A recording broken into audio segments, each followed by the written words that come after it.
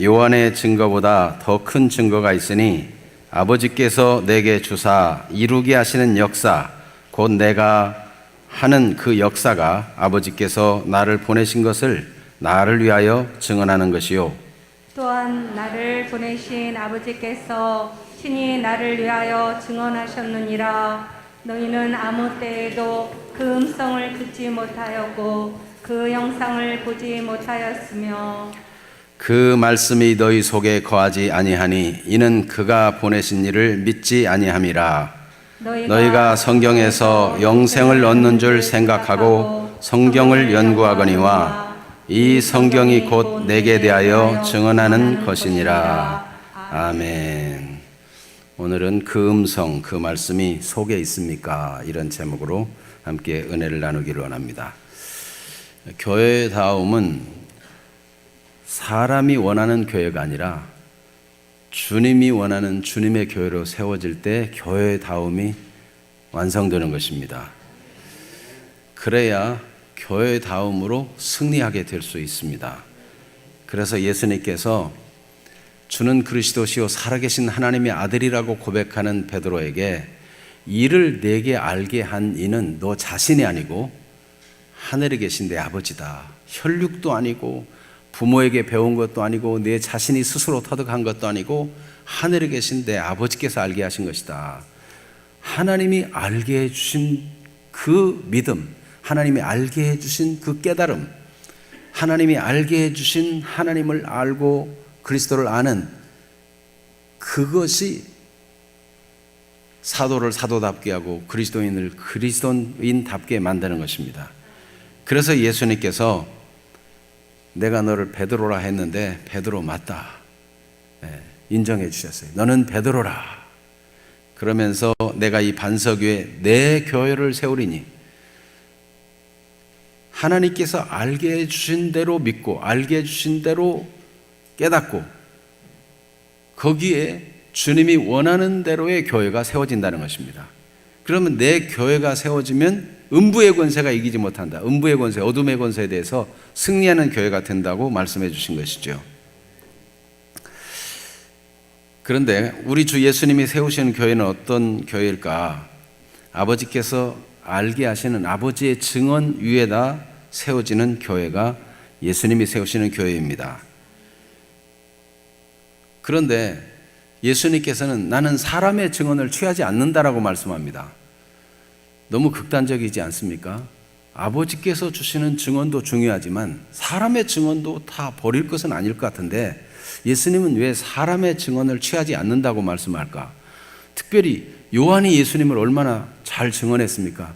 그런데 요한의 증거도 사람의 증언 속에 포함해서 대수롭지 않게 이야기하십니다. 왜 그러시는 걸까요? 여러분, 우리가 실상 살아가면서 사람의 증언이 필요 없습니까?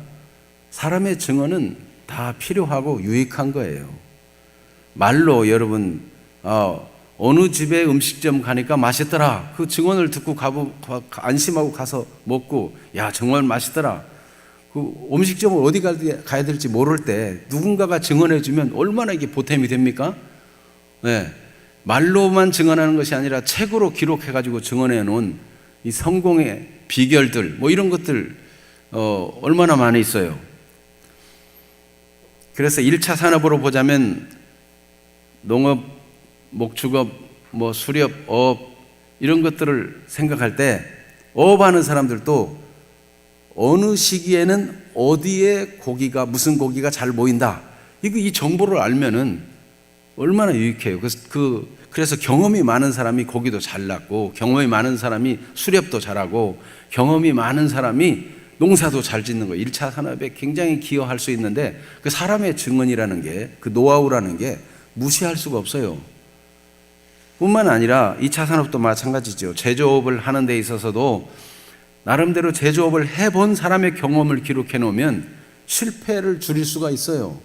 3차 산업도 마찬가지죠. 이 서비스업들에 대해서도 이게 1차 산업보다 서비스업을 통해서 얼마나 크게 부가 확장되고 성공하고 그렇습니까? 요즘 4차 산업, 5차 산업까지 얘기하는데 이 지식과 정보의 증가로 말미암아 나타나는 이런 새로운 교육, 뭐 새로운 금융, 이게 이제 차원이 다른 방향으로 계속 발전하고 있어요. 그런 것들이 다 사람의 경험과 지식, 책들을 통해서 우리가 얻을 수 있는 유익들인데, 예수님은 사람의 증언이 필요 없다 이렇게 단정하시니, 예수님께서는 왜 그렇게 말씀하시는 걸까요? 그러면 예수님이 사람의 증언이 필요 없다면 예수님이 진짜 필요하다고 말씀하는 건 무엇인가? 오늘날 우리는 그러면 예수님 말씀을 따라서 어떤 걸 붙들어야 될 것인가? 우리가 지난주에 하나님께서는 계속 말씀하시는 분이시고 사람에는 두 부류가 있는데 말씀을 듣지 않는 사람과 말씀을 듣는 사람이 있다 그랬어요. 그래서 무엇보다도 하나님의 말씀, 음성을 들을 줄 아는 것이 중요한데, 밤은 밤에게 낮은 낮에게도 계속 하나님의 말씀을 전하고 있고 하나님의 소리가 보이지 않지만 다 통하고 있는데, 온 우주 만물 속에 충만한 하나님의 음성이 있고 하나님의 인도가 있는데, 가장 확실한 것, 기록의 힘. 우리가 말로 약속하는 것보다 딱 서약서를 써놓는다든지 이러면 굉장히 힘이 있잖아요. 두고두고 반복 안 해도 한 번 써놔도 그 계약서가 효력이 있어요. 하나님은 기록된 성경을 통해서 하나님이 강력하게 내 뜻은 이렇다, 내가 원하는 거 이렇다, 이렇게 성경으로 기록해서 남겨두셨으니 대단히 강력한 것이죠. 그래서 오늘은 그러면 예수님이 지금 말씀하시는 이 성경에 대해서 우리는 어떤 자세를 가져야 될 것인가, 어떻게 이 성경을 대해야 될 것인가 하는 것을 주님의 말씀을 따라 가보기를 원합니다. 먼저는 예수님께서 사람의 증언을 내가 취하지 않는다고 말씀했기 때문에 사람의 증언을 취하지 않는 이유가 무엇인가, 사람의 증언에 대해서 얘기해보고, 예수님이 귀하게 여기는 아버지의 증언, 그 아버지의 증언이라는 무엇이며 대표적으로 말씀하신 성경의 증언을 왜 그렇게 소중히 여기는가, 우리는 또 어떻게 해야 될 것인가, 이렇게 차례대로 하나님의 인도받기를 원합니다. 먼저 예수님이 요한복음 5장 34절에 나는 사람에게서 증언을 취하지 아니하노라 이렇게 말씀하셨는데, 사람의 증언에는 어떤 것들이 있어요? 좋은 정보, 지식, 아까 조금 전에 얘기한 대로 유익한 것들이 많이 있죠. 요즘은 웰빙을 많이 추구하는데 정신적인 풍요, 육체적인 건강, 행복, 복지 이런 쪽으로 이제 점점 단순히 육체적인 쾌락이나 경제적인 부여나 사회적인 성공보다도 이제 실제적으로 육체적으로 정신적으로 다 건강하고 내가 잘 되고 편하고 행복한 그런 쪽으로 사람들이 점점 추구해 나가고 있는데, 이 사람의 증언에는 좋은 책들 또 좋은 강연 이런 데는 굉장히 유익한 것들이 많이 들어 있습니다. 그런데 이 사람의 증언을 따라서 최대치로 가장 행복을 추구하고 가장 만족을 추구하면서 해본 사람이 있을까요? 그런 사람이 있어요. 이 사람은요, 즐거움이라는 것은 자기 마음에 생각하기에 이거 즐거움이다 그러면 그걸 다 해봤어요. 웃음에 대해서 사람이 웃으면 복이 온다 그러죠. 웃으면 행복하니까. 이 웃음이라는 거는 웃겨서 웃는 것도 효과가 있지만 웃기지 않아도 일부러 웃으면 효과가 똑같아요. 그래서 이 사람은 웃음에 대해서도 많이 연구를 해보고 웃으면서 즐겁게 살려고도 해봤어요. 이 사람은 사업도 크게 해보고 소유도 누구보다 많이 가져봤고, 이 사람은 수많은 여인들을 거느려보고 성적 쾌락도 추구해봤어요. 하고 싶은 거 다 해본 거예요. 세상 지혜를 가지고 친구, 재물 뭐 이런 모든 좋은 거라는 것은 다 취해본 사람이에요. 그런데 이렇게 이 일을 다 경험해본 이 사람이 전도서 2장 10절에 보면 무엇이든지 내 눈이 원하는 것을 내가 금하지 아니하며 무엇이든지 내 마음이 즐거워하는 것을 내가 막지 아니하였으니 이는 나의 모든 수고를 내 마음이 기뻐하였음이라. 그리고 그걸 실컷 누리면서 이것은 나의 모든 수고로 말미암아 얻은 마땅한 내 몫이다. 그리고 아주 즐거워하고 그걸 만끽한 거예요. 여러분, 원 없이 놀고 원 없이 즐기고 원 없이 좀 가져보고 싶지 않습니까? 솔로몬이 바로 그런 사람이었어요. 더 이상 뭐 원할 것이 없을 정도로 마음에 먹으면 뭐든지 해볼 수 있었어요. 그는 왕이었고 특별한 지혜를 얻은 사람이고 대단한 지식을 가진 사람이고 그는 엄청난 부여를 가진 사람이었어요. 여러분, 사람의 증언들이 유익하다고 생각하고 사람들의 증언에 대해서 마음이 끌리잖아요. 좋은 책에도 끌리고 좋은 말에도 끌리고 훌륭한 강연에도 끌리고 맛있는 집, 맛집 정보에도 끌리고 다 이렇게 사람의 증언에 대해서 사람이 끌리게 돼 있어요. 사람의 증언이 끌리는 것은 그냥 인지상정이고 누구나 다 당연하다고 생각할 수 있어요. 그런데 예수님께서 요한복음 5장 43절에 보면 나는 내 아버지의 이름으로 왔음에 너희가 영접하지 아니하나 만일 다른 사람이 자기 이름으로 오면 영접하리라. 사람이 성공, 성취, 행복, 이 즐거움 이런 걸 가지고 오면 사람들이 막 영접할 거라는 거예요. 여러분, 교회를 정하는 기준은 무엇입니까? 여러분이 이사를 가든지 또 이사를 오든지 해가지고 나름대로 결정하는 이유가 무엇입니까?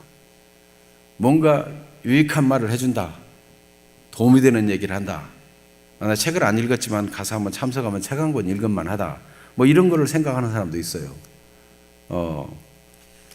또 웬만한 얘기는 교회 가서 들으면 정치적인 상황이 어떤지 좀 알겠다, 이런 정보를 얻으려고 하는 사람도 있고, 또 어떤 사람은 나는 어떤 업을 하는데 거기 가서 내가 등록을 하고 교회를 정하면 내 이 직업에 유리하겠다, 이런 걸 또 고려하는 사람도 있어요. 그래서 그 교회에 미용하는 사람이 있나 없나 봐가지고 미용하는 사람이 없는데 내가 거기 등록하면은 다 교인들이 우리 가게로 미용하러 오겠구나, 이런 걸 계산한다든지. 지금 있다는 게 아니에요. 지금 그런 말이 아니고, 이와 같이 사람들은 사람들의 증언에 끌리고 뭔가 유리한 게 끌리고 이렇게 끌린단 말이죠.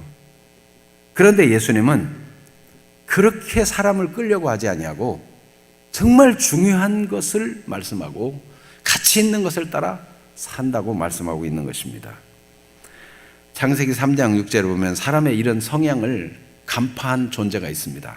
그래서 뭔가 너를 위해서 하고 막 사람을 부추겨주고 유해주고 성공할 거라고 하고 그렇게 해주면 그 좋은 정보를 주면 굉장히 도움이 될 거라고 생각하며 사람을 부추긴 존재가 있죠. 그가 어떻게 했는지, 그 말을 듣고 여자와 남자가 어떻게 판단했는지 창세기 3장 6절 말씀을 한번 읽어보겠습니다. 여자가 그 나무를 본즉 먹음직도 하고 보암직도 하고 지혜롭게 할 만큼 탐스럽기도 한 나무인지라. 여자가 그 열매를 따먹고 자기와 함께 있는 남편에게도 주매 그도 먹은지라. 사람의 증언은 다 보암직도 하고 먹음직도 하고 이렇게 지혜롭게 할 만큼 막 탐스럽게 보이고 끌리는 뭐가 있다는 거죠. 그래서 사람들은 다른 사람이 다 한다면 나도 그냥 안심하고 나도 하자, 이렇게 많은 사람이 가는 쪽으로 그렇게 사람들이 가기 쉽다는 것입니다. 그래서 예수님께서 마태복음 7장 13절에 14절에 보면 사람들의 마음을 간파하면서 말씀할 때 그러나 그리스도인들은 그것을 따라가는 사람이 아니라고 말씀하고 있어요. 같이 읽어봅니다. 좁은 문으로 들어가라. 멸망으로 인도하는 문은 크고 그 길이 넓어 그리로 들어가는 자가 많고 생명으로 인도하는 문은 좁고 길이 협착하여 찾는 자가 적음이니라. 많은 사람이 선택하고 선호하고 좋아하는 길은 나중에 알고 보니까 이 길이 멸망의 길이다 하고 예수님이 결론을 말씀하고 있어요. 그래서 우리가 사람들의 증언이 필요한 것 같지만 예수님은 알파 오메가, 처음과 마지막이 되시는 분이십니다. 시작과 결론을 다 아시는 분이에요. 그분이 총체적으로 보고 말씀해 주셨어요. 그런데 이 예수님만 그렇게 말씀하시는 것이 아니고 해볼 것 다 해보고 가장 많이 가져보고 먹고 싶은 것 많이 먹고 즐길 것 다 즐겨본 사람도 그런 얘기를 했어요. 솔로몬.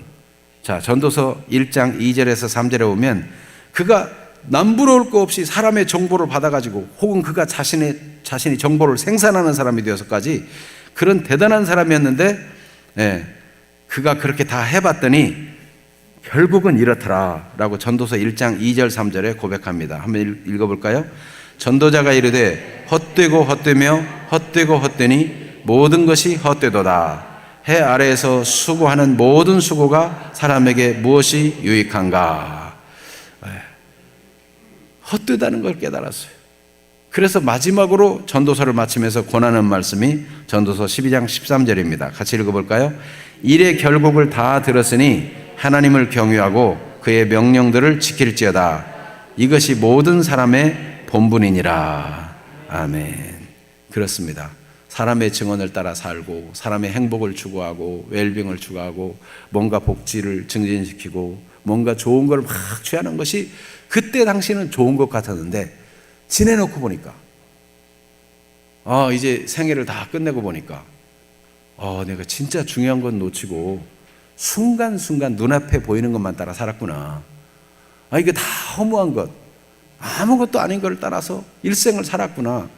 그렇게 한탄하게 된다는 것입니다. 그래서 베드로 사도도 베드로전서 1장 24절 25절에 보면 모든 육체가 풀과 같고 그의 영광이라는 것이 풀의 꽃처럼 아름답게 보이지만 결국 어떤 것인가 하는 것을 얘기했어요. 베드로전서 1장 24절 25절 그러므로 모든 육체는 풀과 같고 그 모든 영광은 풀의 꽃과 같으니 풀은 마르고 꽃은 떨어지되 오직 주의 말씀은 세세토록 있도다 하였으니 너에게 전한 복음이 곧 이 말씀이니라. 아멘. 여러분, 이 땅에 사람들의 증언, 책, 소개 다 유익하고 필요합니다. 그러나 우리는 하나님 앞에 섰을 때 마지막 최종적으로 후회하지 않을 수 있겠는가? 그걸 정말 끝까지 붙들 만한 가치가 있는 것인가? 이것에 대해서 정신이 맑고 비교적 건강할 때 잘 생각해 봐야 돼요.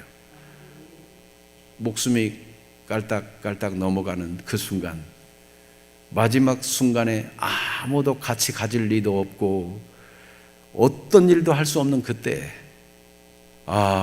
내가 헛살았구나, 허망한 인생을 살았구나, 이러면 얼마나 안타까운 일입니까?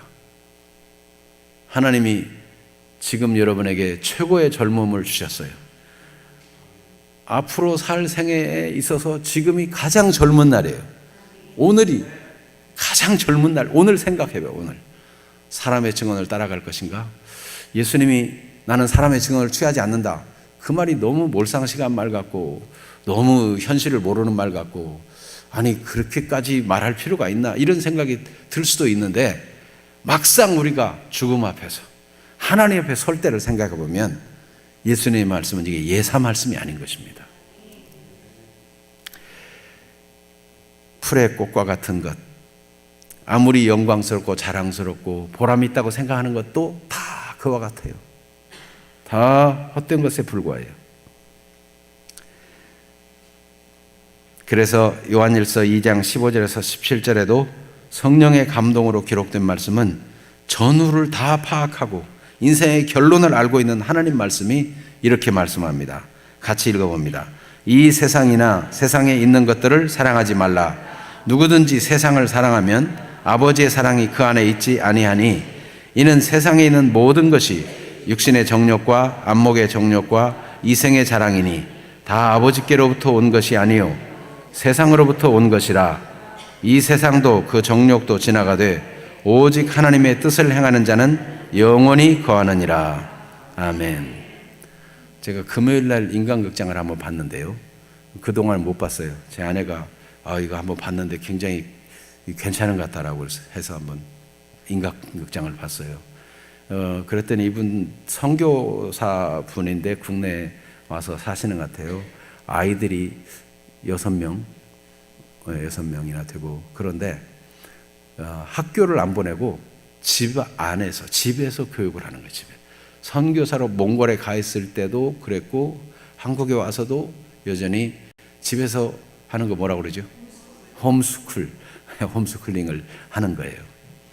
그런데 이제 어떤 분이 와서 좋다고 생각은 하지만은 어떻게 해야 될지 모른다, 그래서 좀 자문을 구한다고 왔을 때 이런저런 얘기를 해주는데, 당장 학교를 안 보내면 불안하고 우리 애가 바보 되는 게 아닌가? 뒤처지는 거 아닌가? 뭐 이런 생각이 든다는 거예요. 그런데 그런 두려움과의 싸움, 그런 염려와의 싸움이 중요하다. 그걸 잘 이겨내고 해야 된다 하는 얘기를 하더라고요. 그래서 유대인처럼 말해요. 오전에는 성경 가르치고 꼭 해야 될 일을 같이 하고 해야 될 공부 분량을 하고 오후 시간은 네가 하고 싶은 거 해라. 그래서 자기가 하고 싶은 거 하게 하고 또 같이 공동 관심사로 어디 가서 놀기도 하고 같이 시간을 그렇게 보내는 거예요. 부모가. 네. 잠도 한 방에서 다 같이 자더라고요. 그러니까 얼마나 이게 인격적으로 사랑받는 아이들로 잘 자라겠는가. 아, 그거 참 건전하고 좋다. 그런 생각이 들었습니다. 우리가 자꾸 사람의 증언, 세상의 지식, 뭐 이런 것들이 아니면 뒤처지는 것 같고, 손해보는 것 같고, 그런 생각이 들 수 있는데, 거기 15살인가 16살 된 아이가 그렇게 집에서 홈스쿨링 해가지고 벌써 대학생이 됐더라고요. 말하는 거나 이런 거 행동하는 걸 보면 뭐 이런 학교, 학원 다니는 애보다 얼마나 훌륭한지, 아, 정말 모범 케이스가 아니겠는가. 그냥 홈스쿨링 하라는 얘기가 필요 없이 그냥 그 집안 보면은 당장 홈스쿨링 하고 싶다. 그런 마음이 생기게 되도록 되어 있겠더라고요. 네. 지금 무슨 말씀하냐면 인간극장을 소개하려는 것이 아니고 우리가 세상에 있는 것들이 당장 반짝반짝하고 행복을 줄 것 같고 좋은 것 같고 그게 전부인 것 같지만 그것을 따라가면 결국은 헛되고 헛되다. 아무것도 이루는 게 없구나. 사람이 스스로 자기 업적을 만든들 하나님 앞에 섰을 때 그것이 무엇인가? 자기가 스스로 즐기고 만족하다고 돈을 많이 벌었다고 하지만 하나님 앞에 섰을 때 결국 그것이 무엇인가? 정말 가치 있는 것인가? 할 때 아무것도 아니더라는 거죠. 그래서 예수님은 사람의 증언을 따라 움직이지 않는다는 거예요. 요한복음 2장에도 보면 예수님께서 말씀하시니까 사람들이 예수님을 따랐어요. 그러나 예수님은 자기 몸을 사람에게 의탁하지 아니하셨으니 이는 사람의 속에 무엇이 있는지를 알기 때문에 그랬어요. 여러분, 우리가 이 땅에 살면서 사람들의 인정받고 칭찬받고 사람들이 알아주고 그러면 좀 힘도 나고 이럴 수 있죠. 그런데 예수님은 사람의 증언을 필요로 하지 않으셨어요. 그보다 더 가치 있는 것, 더 중요한 것을 따라 사셨습니다. 그것이 무엇입니까? 오늘 본문 36절에 내게는 요한의 증거보다 더 큰 증거가 있으니 그랬죠. 그게 뭐예요? 같이 읽어봅니다. 아버지께서 내게 주사 이루게 하시는 역사, 곧 내가 하는 그 역사가 아버지께서 나를 보내신 것을 나를 위하여 증언하는 것이요. 그렇습니다. 네. 예수님께서는 더 큰 것을 붙잡고 살았어요. 우리 인생을 살면서 더 중요하고 가치 있는 것들을 우선할 수 있고 그것에 몰입할 수 있고 그것에 전체를 투자할 수 있다면 그 인생은 가치 있는 인생이 됩니다. 그러나 여기서 잠깐 사람의 증언, 요한의 증언까지도 별로 이렇게 취하지 않는다고 말씀하셨는데 그러나 그 요한의 증언에 대해서 이야기하는 이유가 있다고 말씀합니다. 사실 요한이 진리에 대해서 증언하였는데 사람들이 일시적으로 그 빛에 거하기를 좋아했다고 그랬어요. 요한은 켜서 비치는 등불과 같아서 사람들은 그 빛에 있는 것을 좋아했다. 그래서 내가 요한의 증언에 대해서 이 말을 하는 것이다 라고 말씀하신 이유는 무엇인가? 구원을 받게 하렴이라 그랬어요.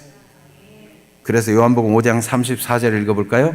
그러나 나는 사람에게서 증언을 취하지 아니하노라. 다만 이 말을 하는 것은 너희로 구원을 받게 하려 함이니라. 세례 요한은 예수님을 증언했어요. 네.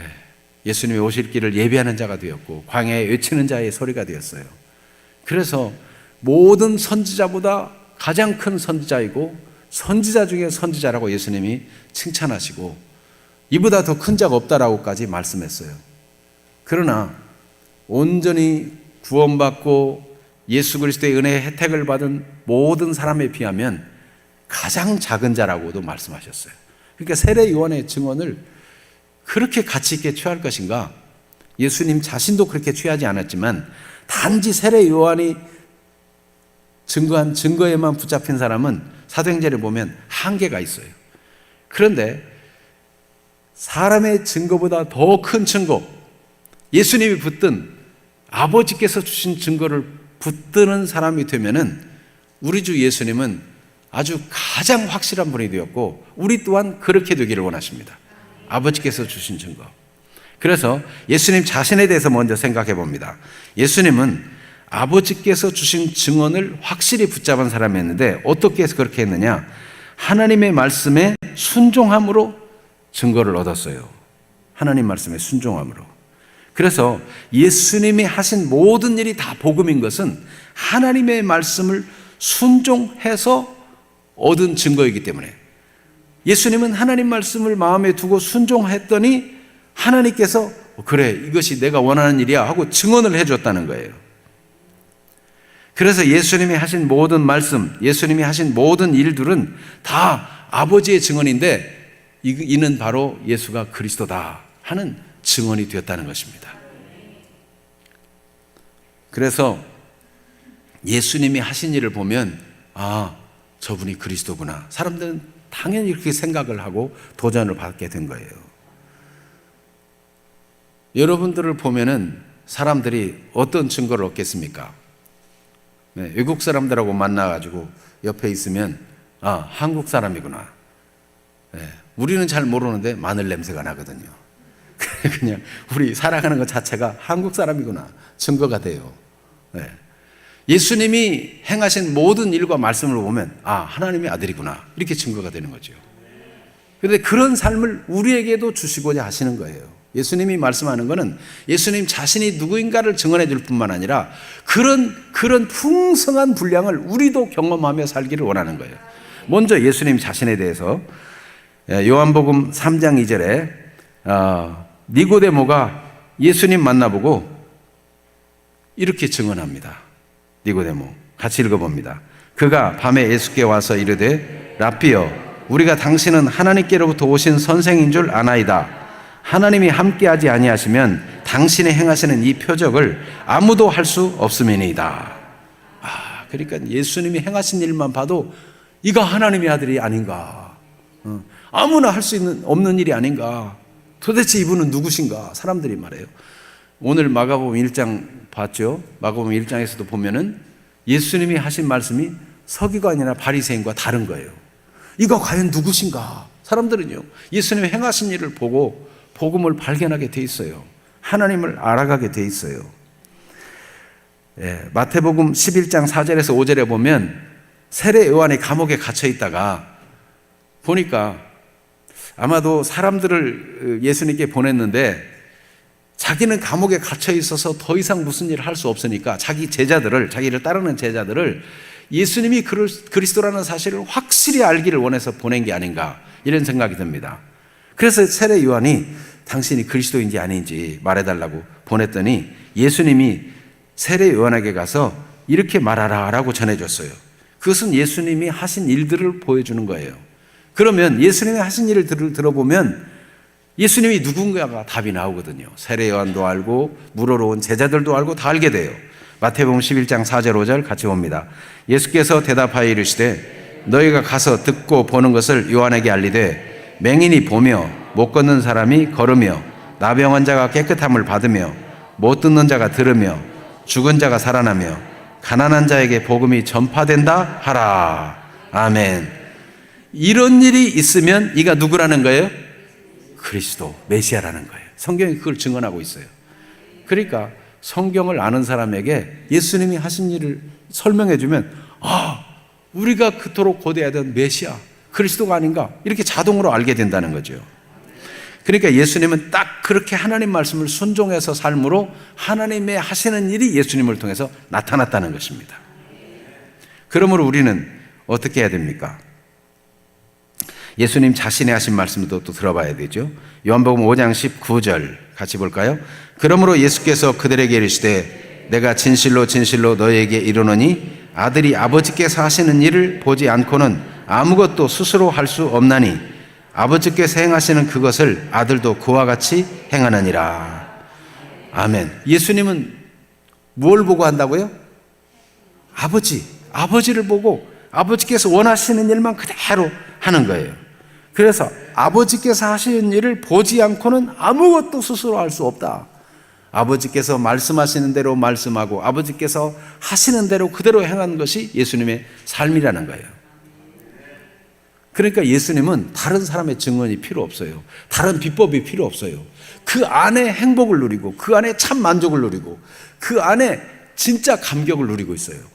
여러분, 예수님 자신만 그렇게 누리는 것이 아니라 예수님은 우리 죄를 위해 죽으시고 다시 살아나셔서 우리도 하나님 말씀을 순종함으로 그런 은혜를 누리도록 길을 열어놓으신 분이에요. 예수님이 내가 곧 길이요 진리요 생명이니 나로 말미암지 않고는 아버지께로 올 자가 없느니라. 구원을 위해서뿐만 아니라 양으로 생명을 얻게 하고 더 풍성히 얻게 하리라고 말씀하신 대로 영적인 풍요의 삶을 우리를 위해서 열어놓으셨어요. 그래서 하나님의 말씀하신 대로 우리가 순종해 살면 우리의 삶 자체가 하나님이 기뻐하는 것이구나 하는 증언을 놓게 되는 거예요. 우리가 하나님이 원하시는 일을 했구나. 이것을 깨달을 때 얼마나 힘이 나는지 몰라요. 그거는 아주 강하고 담대함을 얻고 자부심을 갖고 세상에 어떤 사람들이 위해주고 인정해주고 그거하고는 차원이 다른 그런 행복이 우리의 것이 될 수 있는 것입니다.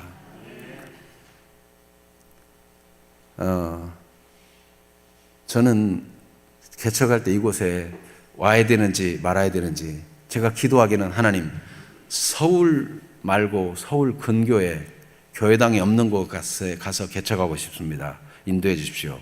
기도를 했어요. 그러나 기도한다고 뭐가 됩니까?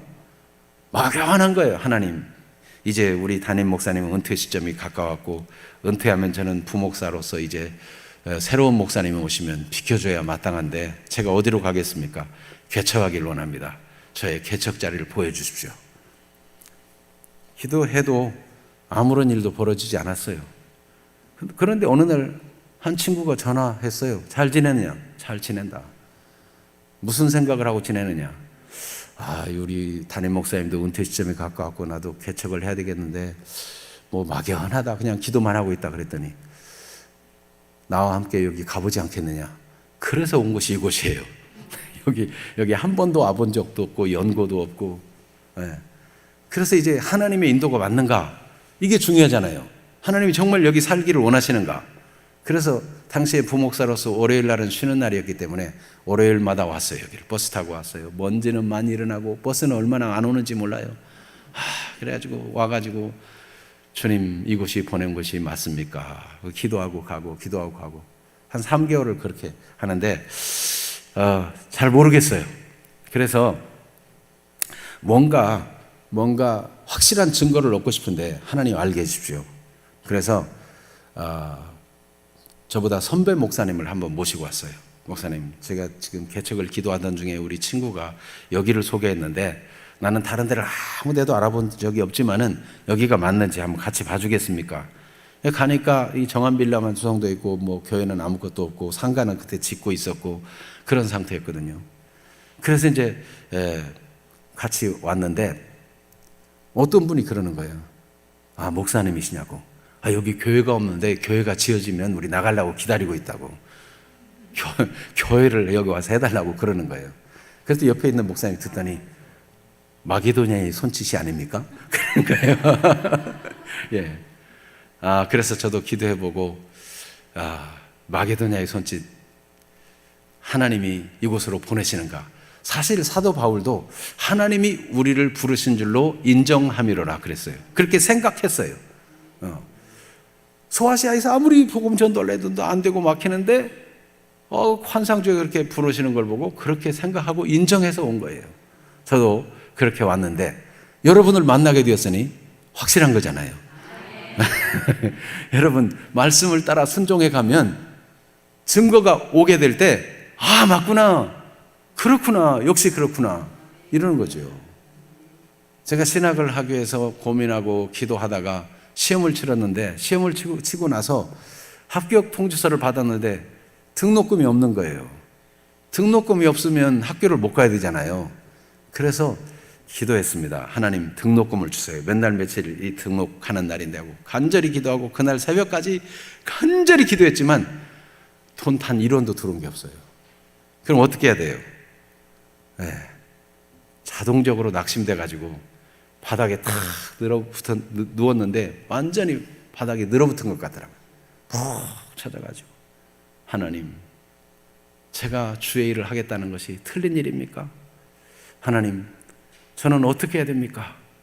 그런데 갑자기 창세기 12장 말씀이 생각나는 거예요.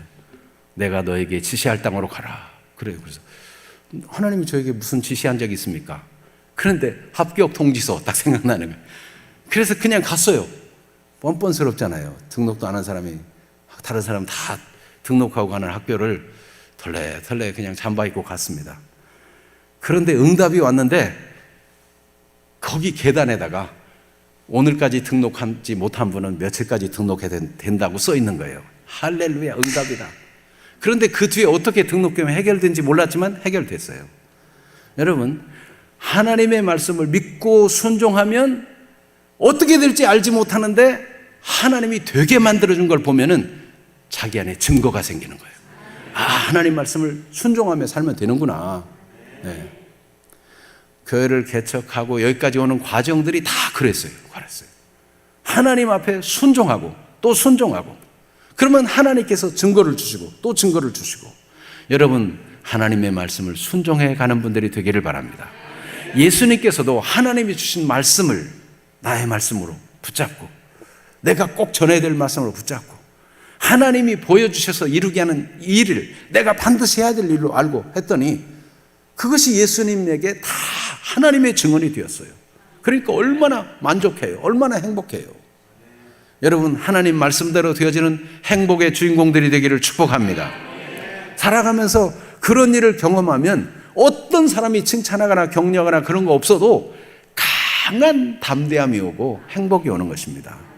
그래서 바울 사도도 사도행전 28장 15절에 보면 그가 하나님께서 로마도 보아야 하리라 하고 말씀하시고 그 마음속에 로마도 봐야 된다는 소원도 일어났는데 내가 예루살렘에서 나의 일을 증언한 것처럼 로마에서도 증언해야 하리라 말씀하시고, 그 유라굴로 광풍 속에서도 내가 가이사 앞에 서야 하겠다 이렇게 또 말씀해 주시고, 그래서 드디어 그 풍랑을, 그 죽을 뻔한 위기들을 겪었는데 결국은 로마로 가게 되었어요. 로마에 가자마자 거기 있는 형제들이 영접하러 나오는데 하나님께 감사하고 담대한 마음을 얻으니라. 이게 사도행전 28장 15절 말씀이에요. 하나님이 말씀대로 이루어 가시는구나. 비록 몸이 상하고 피곤하고 먹지 못하고 자지 못하고 그런 과정들이 있었어요. 그러나 하나님의 뜻이 자기를 통해서 말씀한 대로 이루어져 가는 걸 볼 때, 그가 이방인의 사도로 부름받았는데 복음을 전하면 때때로 유대인들은 배척하지만 이방인들이 환영하고 말씀을 받는 거예요. 그 자기의 삶 자체가 하나님의 증언이 되는 거죠. 여러분, 그런 삶을 예수님이 경험하셨고 우리에게도 주고 싶어 하십니다. 그런 주인공들이 되기를 축복합니다. 그런데 뻐꾸기 얘기를 하게 해요. 뻐꾸기. 여러분, 뻐국새 얼마나 정서적으로 멋지게 들립니까? 그런데 실상 뻐꾸기의 실체를 보면 깜짝 놀랍니다. 뻐꾸기는 탕란을 하는 새예요. 아주 여린 마음을 가진 자그만 새 둥지에다가 뻐꾸기가 살짝 자기 알을 낳고 도망가는 거예요. 그러면 그 마음이 여린 작은 새들은 모르고 말이에요. 자기 새끼인 줄 알고 열심히 품어주는 거예요. 막 품어주면 뻐꾸기는 알도 빨리 깨어나요. 다른 자그만 새 알보다도 더 빨리 깨어나가지고 그 다음부터 무엇을 하느냐, 어깨로 태어나자마자 그 눈도 안 뜬 뻐꾸기 새가 확 알을 밀어내가지고 진짜 어미의 알들은 다 밀어 떨어뜨려 버리는 거예요. 그리고 혹시나 다 밀어뜨리지 못한 채 깨어난 알이 있으면 그 새끼도 계속 밀어붙여가지고 다 떨어뜨려 버리고 자기 혼자 그 마음 여린 다른 새가 자기 새끼인 줄 알고 계속 먹이를 갖다 주는 걸 먹고 사는 거예요. 여러분, 우리에게도 이런 뻐꾸기가 있을 수 있습니다.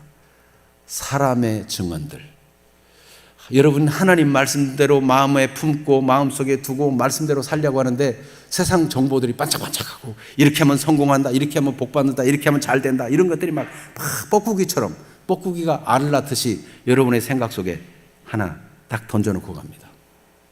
교회 와서 실컷 은혜 받고 하나님 말씀대로 살아야 돼, 하나님 말씀의 증언을 얻어야 돼, 말씀대로 순종해 살아야 돼, 이런 마음을 갖고 갔는데 나가자마자 뻐꾹 하면서 하나 알을 딱 나눠가지고 그게 막 점점 자라가지고 여러분이 말씀을 막 밀어내는 거예요. 밀어내. 그래가지고 말씀은 없고 또다시 세상 생각으로 가득 차가지고 어떻게든지 다른 사람 짓밟든지 뭐든지 성공을 해야 돼, 뭐 이런 가치관이 생기고 말이에요. 거짓말을 해서라도 어떻게든지 사람들한테 잘 보이는 것이 성공하는 줄 알고 양심도 팔아먹고 하나님 말씀도 없는 그런 삶으로 계속 뻐꾸기 잘못된 이 새끼들이 막 자라나가지고 여러분의 은혜를 다 잃어버리기 쉽다는 것입니다. 여러분, 뻐꾸기를 분별해가지고 빨리 쫓아내야 돼요. 이게 보통 힘이 세고 끈질긴 게 아니에요. 여러분, 그래서 말씀에다가 자꾸 먹이를 줘야 돼요. 말씀. 옛날 인디언 추장 얘기 알죠? 인디언 추장이 아이에게 이 얘기를 했대잖아요. 사람의 마음에는 착한 늑대하고 나쁜 늑대가 살고 있단다. 할아버지, 누가 이겨요? 먹이를 많이 준 놈이 이긴다. 여러분, 하나님 말씀을 여러분 속에 많이 넣어두시고, 여러분 그 음성, 그 말씀이 속에 있습니까? 그 말씀을 순종해서 승리하는 분들이 되기를 바랍니다. 세상 지식과 세상 정보와 세상 성공의 그런 이야기들, 세상의 그런 모든 사람의 말들을 더 키워가면 말씀이 여러분 속에 점점 사라지고 약해져요. 그래서 예수님은 아예 나는 사람의 증언을 받지 않는다, 내가 사람에게 자신을 의탁하지도 않는다, 이렇게 분명한 결단을 하셨습니다. 여러분, 오늘 그런 결단의 시간이 되기를 축복합니다. 예수님은 이렇게 자신의 삶을 통해서 항상 하나님의 말씀에 순종함으로써 증언을, 아버지께서 증언하는 증언을 갖고 있었어요. 그러니까 자기 삶 자체가 증언이니까 떳떳하고 당당하고 얼마나 당당합니까? 감사합니까? 뿐만 아니라 예수님은 성경 말씀이 다 예수님을 증언하는 것이라고 발견했어요. 여러분, 성경이 우리의 복된 삶을 다 증언해주고 있다는 사실에 눈이 열려지기를 축복합니다. 이건 예수님 자신에 대한 말씀도 되지만 특별한 예수님이 그리스도이고 메시아라는 일에 대해서 모든 성경이 예수님을 증언합니다. 그런데 한 발짝 더 나가서 자세히 보면 모든 성경이 우리 그리스도인의 삶을 증언하고 우리가 어떻게 복을 받고 어떻게 하나님의 영광스러운 자녀로 승리하며 살 것인가, 교회다운 교회로, 신자다운 신자로 살 것인가도 성경이, 모든 성경이 증언하고 있음을 발견해 나갈 수 있기를 바랍니다. 먼저 성경이 예수님이 그리스도라는 사실을 증언합니다. 먼저 이걸 발견해야 돼요. 이거 발견 못하면 그 다음 거를 발견 못해요. 먼저 발견해야 되는 건 예수님이 그리스도라는 거예요. 그래서 갈라디아서 3장 22절 같이 읽어봅니다. 그러나 성경이 모든 것을 죄 아래 가두었으니 이는 예수 그리스도를 믿음으로 말미암는 약속을 믿는 자에게 주려 함이라. 성경의 모든 것들을 핵심적으로 붙잡으려면 예수 그리스도를 믿음으로 말미암는 약속을 믿는 자에게 주려고. 예수 믿으면 구원받는다. 이게 성경의 핵심이에요. 예수님이 친히 하신 말씀 39절 읽어볼까요? 너희가 성경에서 영생을 얻는 줄 생각하고 성경을 연구하거니와 이 성경이 곧 내게 대하여 증언하는 것이니라. 예수님은 이 모든 성경은 내게 대한 증언이다. 그래서 성경을 읽을 때 잠언을 읽든지 시편을 읽든지 뭐 선지서를 읽든지 율법 모세오경을 읽든지 다 우리가 누구를 찾으려고 해야 돼요? 예수님을 찾으려고. 예수님. 여기서 예수님을 만나려고. 여러분, 거기서 뭐 착하게 살아라, 도둑질하지 말아라 이런 것만 발견하고 예수님 못 만나면 짐이 돼요. 짐이 돼. 우리가 이렇게 살 수 없기 때문에 결국은 예수님 보낸다는 얘기구나, 이렇게 발견해야 되는 거예요. 네. 예수님이 그렇게 희생제물이 된 것은, 구약의 그 수많은 제사는 결국은 예수님 보내셔서 단번에 영원한 속죄를 이루려고 이렇게 수많은 제사를 드리면서라도 깨닫기를 원했구나, 예수님을 발견하기를 원했구나, 이렇게 발견해야 되는 거죠. 선지자들이 그토록 책망하고 안타깝게 호소한 것은 결국은 예수님을 알게 하려고 한 거구나. 시편의 그 아름다운 노래들이 결국은 예수님으로만 진짜 행복이 있고 만족이 있는 그런 하나님을 경배하는 노래가 되는구나. 그거 알게 하라는 거죠. 모든 성경은 예수님을 증언하는 것입니다. 그래서 바울 사도가 이걸 발견한 다음에는 삶의 결론을 내렸어요. 자, 갈라디아서 2장 20절 바울이 내린 결론이 우리의 결론이 되기를 바랍니다. 다 같이 읽습니다. 내가 그리스도와 함께 십자가에 못 박혔나니 그런즉 이제는 내가 사는 것이 아니요 오직 내 안에 그리스도께서 사시는 것이라. 이제 내가 육체 가운데 사는 것은 나를 사랑하사 나를 위하여 자기 자신을 버리신 하나님의 아들을 믿는 믿음 안에서 사는 것이라. 아멘. 이제 내가 사람들의 정보, 사람의 증언, 유익하다는 거 그것 쫓아 가지 않겠다. 이제는 나는 그런 거 다 버렸다. 이제 내 자신의 욕심을 따라 내가 사는 게 아니다. 내 삶의 주체가 그리스도다. 내가 이제 하나님 아들을 믿는 믿음 안에서 사는 것이고 하나님의 말씀이 예수님에게 이루어진 것처럼 그 말씀이 나에게도 이루어지도록 사는 것이다. 내가 이제 육체 가운데 사는 것은 나를 사랑하사 나를 위해서 자기 목숨을 버리신 그리스도, 그를 믿음 안에서 하나님의 아들을 믿는 믿음 안에서 사는 것이다. 이 분명한 결론을 가진 것입니다. 그래서 우리가 하나님의 말씀이 성경에서 예수님을 발견해서 영생을 얻게 하려는 것이고 영생을 얻을 뿐만 아니라 영생의 풍부한 부분을 더 알아가기를 원하신다는 사실입니다. 그런데 예수님이 지금 오늘 요한복음 5장에서 안타까이 여기시는 건 뭐냐면은 사람들이 하나님의 말씀을 속에 두지 않는다는 거예요. 말씀을 38절 37절부터 보면 너희는 아무 때에도 그 음성을 듣지 못하였고 그 형상을 보지 못하였으며 그 말씀이 너희 속에 거하지 아니하나니 이는 그가 보내신 이를 믿지 아니함이라. 여러분, 예수님을 구주와 주님으로 믿지 않으면 하나님의 증거를 받지 않습니다. 하나님의 음성도 듣지 못합니다. 그 말씀이 속에 거하지 못합니다.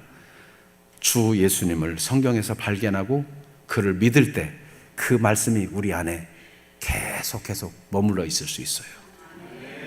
예수님이 구주가 안 됐는데 말씀이 머무른다? 그거는 지식적인 부분, 정보적인 부분, 그런 차원이에요. 그러니까 나 교회 열심히 다녔어, 많이 다녔어, 뭐 직분도 해봤어, 교사도 했고 뭐 이런저런 뭐 했는데 그런 자부심을 갖고 있는 분들 중에는 아직 예수님이 없는 분도 계세요. 아직. 그러니까 증언을 얻을 수 있는 그런 말씀들이 없어요. 말씀이 속에 없어요. 예수님을 구주와 주님으로 모셔야 생명이 있어야 자라나는 거예요.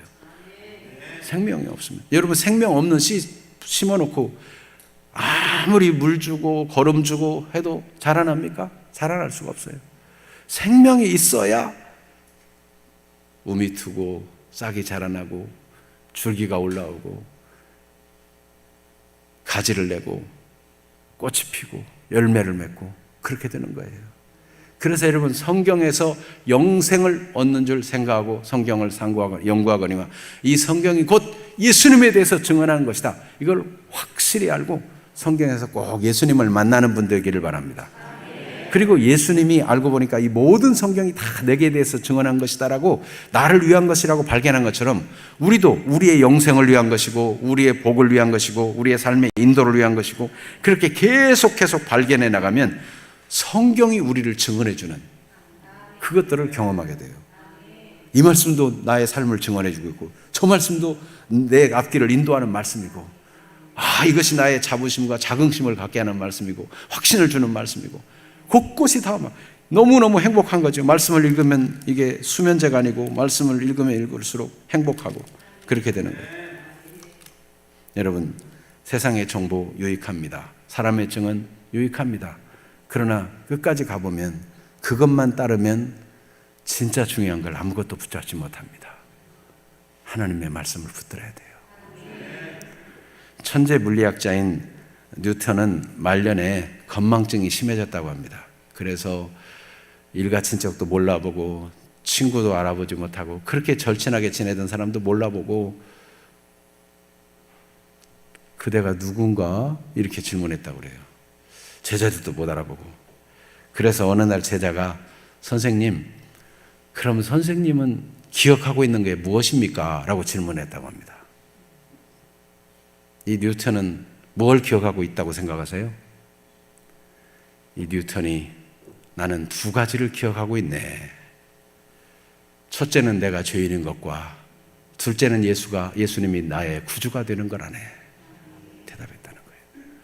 가장 중요한 것, 마지막 순간까지 중요한 것, 그거를 붙들고 있었습니다.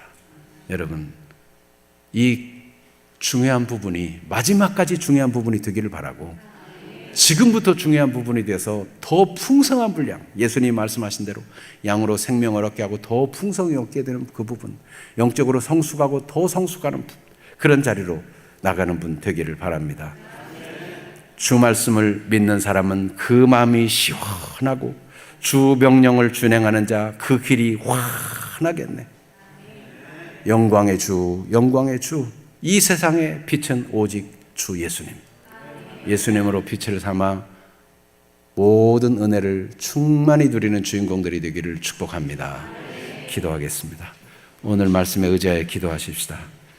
세상의 정보, 사람의 증언 필요하고 중요한 것 같습니다. 그러나 그것이 한계가 있다는 것을 기억해야 합니다. 예수님은 아예 사람의 증언을 받지 않는다고 그랬어요. 오늘도 하나님께서 우리가 말씀에 순종할 때 네가 올바른 길을 가고 있다, 내 믿음이 옳다, 그래 내가 너를 기뻐한다, 너는 내 사랑하는 아들이다, 내 기뻐하는 자다, 우리가 말씀을 순종할 때 숱하게 증언을 해 주실 것입니다. 이런 증언이 있는 사람은 담대합니다. 이런 증언이 있는 사람은 진짜 감사가 넘치고, 이런 증언이 있는 사람은 세상이 줄 수 없는 참된 평안과 행복을 가진 사람입니다.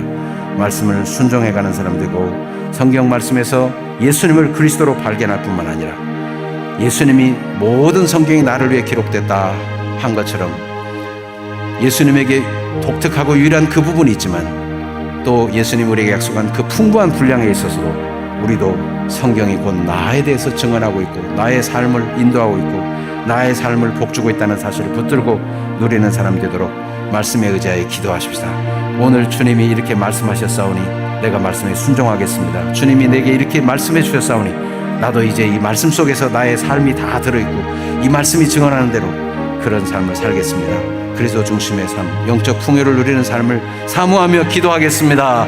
오 살아계신 하나님 우리 아버지, 주여